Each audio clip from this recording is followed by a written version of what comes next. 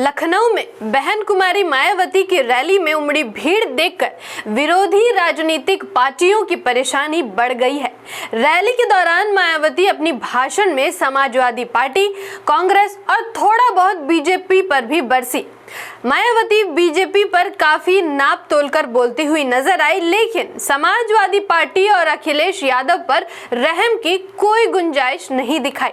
Rally में मायावती जी के भाषण से ज्यादा चर्चे रैली में उमड़ी भीड़ की है। जो पार्टी 13 साल सत्ता से दूर रही, अन्य राजनीतिक पार्टियों की तरह कोई यात्राएं या पदयात्राएं नहीं की और उनकी रैली में लाखों की संख्या में लोग कहां से आ गए? ये प्रश्न उन राजनीतिक पार्टियों के हैं जो मायावती के भाषण का शिकार हुए हैं। मैं आकृति और आप देख रहे हैं MNT न्यूज नेटवर्क। एक समय था जब राष्ट्रीय राजनीति में बहुजन समाज पार्टी की गूंज दूर दूर तक सुनाई देती थी, लेकिन गुजरते वक्त के साथ बसपा राष्ट्रीय राजनीति से जैसे गायब ही हो गई। समय के साथ पार्टी का प्रभाव धीरे धीरे सिमटता गया।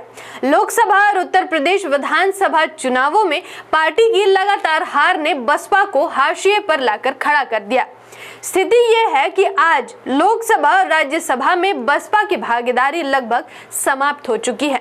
हालांकि बीते 9 अक्टूबर यानी मान्यवर कांशीराम साहब की पुण्यतिथि के अवसर पर लखनऊ में हुई मायावती की रैली में उमड़ी भारी भीड़ ने न सिर्फ पार्टी को नई ऊर्जा दी, बल्कि मायावती के विश्वास को भी फिर से जगा दिया है। मायावती ने खुद कहा कि भीड़ ने आज खुद ही अपने सारे रिकॉर्ड्स तोड़ दिए हैं। बहुजन समाज पार्टी की रैली में जितने लोग शामिल हुए थे, अगर उससे आधी संख्या में भी लोगों को नरेंद्र मोदी या अमित शाह की रैली में बुला लिया जाए तो देश की मीडिया अगली रैली तक उसी भीड़ को दिखाती रहेगी। मायावती की रैली में उमड़ी ये भारी भीड़ राजनीतिक पार्टियों की मुश्किलें बढ़ा चुकी है और देश की राजनीति में आरोप प्रत्यारोप का एक बिंदु ये भीड़ भी है। राजनीतिक पार्टियां ये मानने को तैयार ही नहीं कि 13 साल सत्ता से दूर रहने वाली बसपा इतनी बड़ी भीड़ को जुटाने में समर्थ है।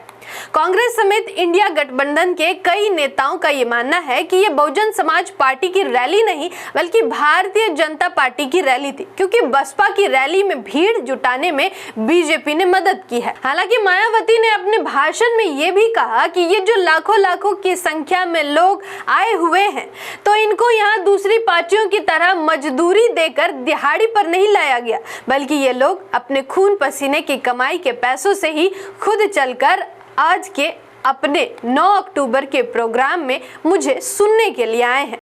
ये जो लाखों की संख्या में लोग आए हैं, तो इनको यहाँ दूसरी पार्टियों की तरह मजदूरी देकर दिहाड़ी पर नहीं लाया गया है, बल्कि ये लोग अपने खून पसीने की कमाई के पैसों से ही खुद चलकर आज के अपने 9 अक्टूबर के प्रोग्राम में मुझे सुनने के लिए आए, जिन्होंने भीड़ के मामले में आज अपने खुद के भी अपने पिछले सभी रिकॉर्ड तोड़ दिए। अपने भाषण में मायावती ने विपक्षी दलों पर जमकर निशाना साधा और साफ कहा कि 2027 का विधानसभा चुनाव बीएसपी अकेले अपने दम पर लड़ेगी। उन्होंने कहा कि हम अपने पुराने अनुभवों के आधार पर अब किसी भी दल से गठबंधन नहीं करेंगे। जब गठबंधन किया पार्टी को नुकसान ही हुआ है। बहन मायावती अपने भाषण में समाजवादी पार्टी और कांग्रेस पर जमकर निशाना साधा, वहीं बीजेपी पर नाप तोलकर बोलती दिखाई दी। कार्यक्रम में मायावती इतनी आक्रामक दिखी कि अखिलेश यादव को दोगले यानी दोहरे चरित्र वाले की संज्ञा दे दी। उन्होंने अखिलेश के पीडीएफ फॉर्मूले पर कहा कि जब ये सत्ता में रहते हैं तो उन्हें न कांशीराम याद आते हैं न पीडीए, जब सत्ता से बाहर होते हैं तब इनकी याद आती है। अगर कांशीराम जी के प्रति सच्चा सम्मान होता तो उन्होंने अलीगढ़ मंडल में उनके नाम से बनाए कांशीराम नगर जिले का नाम न बदलवाया होता। आज खुद को संविधान के संरक्षक के रूप में पेश कर रही कांग्रेस को भी मायावती ने आड़े हाथों लिया और कांग्रेस को संविधान विरोधी बताते हुए क्या कुछ कहा वो भी देखिए। पार्टी की रही सरकार ने यहाँ बाबा साहब के संविधान को भी काफी हद तक प्रभावहीन ही बना दिया था, जिसकी आड़ में अब इस पार्टी के लोग आए दिन किस्म किस्म की नाटकबाजी करते रहते हैं।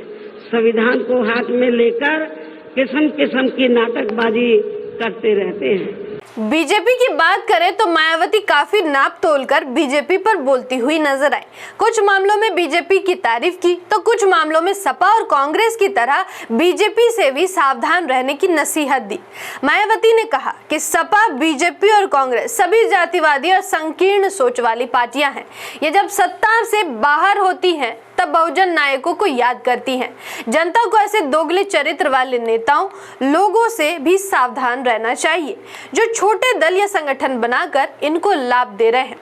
मायावती ने यह भी कहा कि बीजेपी ने मेरे ऊपर फर्जी केस दर्ज कराए, मुझे बदनाम किया। जबकि इससे पहले केंद्र की रही भाजपा सरकार ने सत्ता का दुरुपयोग करके मेरे ऊपर व मेरे माँ बाप, भाई बहन एवं अन्य रिश्ते नातों आदि के ऊपर भी अनेकों गलत एवं फर्जी केस दर्ज करा के हम सभी को जबरदस्ती इनकम टैक्स व सीबीआई आदि के जंजाल में फंसाकर हमारी छवि को धूमिल करने का हर संभव पूरा प्रयास किया है। मायावती की रैली और भाषण से मिर्ची तो सभी राजनीतिक पार्टियों को लगी है, भले किसी को कम तो किसी को थोड़ी सी ज्यादा। मायावती की रैली के बाद विरोधी पार्टियों के नेताओं का भी पलटवार आया। अखिलेश यादव ने सोशल मीडिया प्लेटफॉर्म एक्स पर एक पोस्ट करते हुए लिखा, क्योंकि उनके अंदरूनी सांठगांठ है जारी, इसलिए वो है जुल्म करने वालों की आभारी। क्या भाजपा को फायदा पहुंचाने के लिए बसपा एक्टिव मोड पर आ गई है? क्या रैली भारतीय जनता पार्टी के समर्थन में सफल हो पाई है? क्या रैली का भीड़ बहुजन समाज पार्टी के राजनीतिक छवि को बचा पाएगी, या फिर 2027 के चुनाव में बसपा की यह रैली बीजेपी को फायदा पहुंचाएगी? अपनी राय हमारे साथ शेयर जरूर करें और हमारी अगली वीडियो सबसे पहले देखने के लिए चैनल को सब्सक्राइब करके बेल आइकन को प्रेस जरूर करें। धन्यवाद।